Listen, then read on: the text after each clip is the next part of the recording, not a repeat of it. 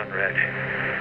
United States Army has evacuation of Dubai ended in complete failure. Death toll, too many.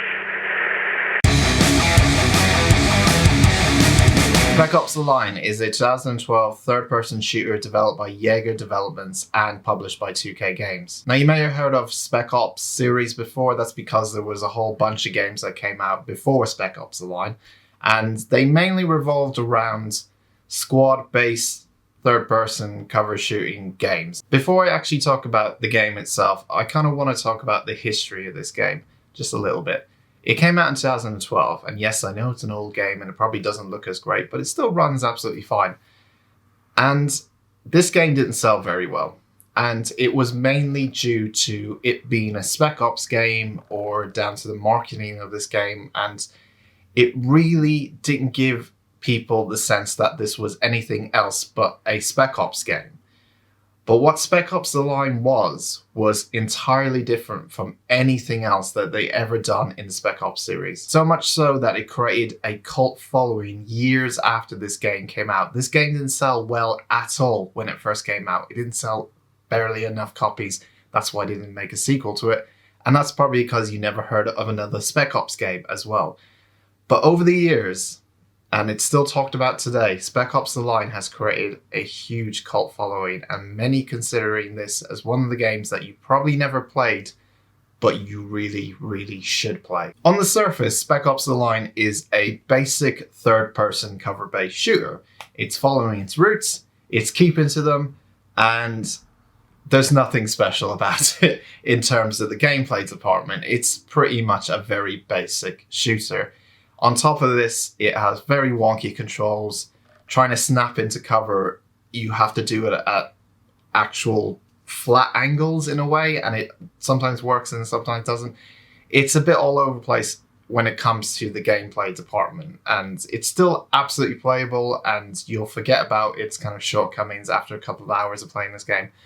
But it's very basic in terms of its third-person shooter mechanics. In Spec Ops: The Line, you play as Captain Walker, along with your two squad mates, Adams and Lugo. You head into the depths of Dubai to save your old colonel, John Conrad, who is being held captured in Dubai. Essentially, you are sent on a rescue mission. Walker goes to save his old colonel, along with his two squad mates, as you head into Dubai itself, from the outskirts, all the way into the city, all the way into the tall buildings and rooftops of Dubai. The reason why Spec Ops: The Line is still talked about today is to do with one thing and one thing only, and that's the story. What seems like a simple rescue mission for Captain Walker and his two squad mates turns into a fucking nightmare. Spec Ops: The Line doesn't shy away from being dark. In fact, it's one of the darkest games that I've ever played. Spec Ops: The Line knows what it is. In a way, it knows it's a video game. It knows there's a player behind a controller playing it.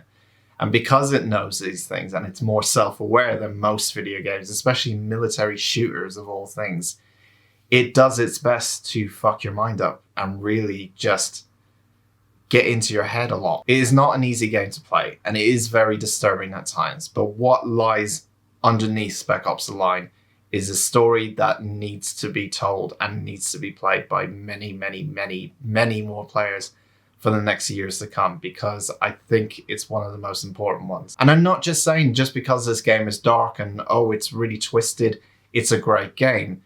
It's more clever than that. To say any more than that would be spoiling it. Of course, I don't want to say any more. But one thing I will say, which is a running theme in Spec Ops: The Line, is the act of misleading. With the first mission of Spec Ops: The Line, you are in a helicopter, shooting down a bunch of helicopters in a very dramatic Call of Duty-esque scene. And it is very, very much reminiscent of something you probably played before.